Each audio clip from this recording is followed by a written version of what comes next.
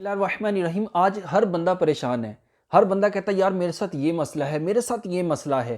تو اس کے بارے میں مولا علی شیر خدا کرم اللہ تعالیٰ وجہ الکریم کا یہ فرمان اپنے ذہن میں بٹھا لیجئے اور اس پر عمل بھی کریے، انشاءاللہ تبارک و تعالیٰ تمام تر پریشانیاں دور ہوں گی۔ جمعہ کا دن ہے، انشاءاللہ اللہ پاک اس کی برکت سے انشاءاللہ یہ پریشانیاں دور فرمائے گا۔ ایک دفعہ مولا علی شیر خدا رضی اللہ تعالیٰ عنہ فرماتے کہ میں غمگین تھا، پریشان تھا، تو سرکار علیہ الصلوۃ والسلام کے پاس حاضر ہوا تو سرکار علیہ الصلوۃ والسلام نے کہا کہ علی تم پریشان لگتے ہو؟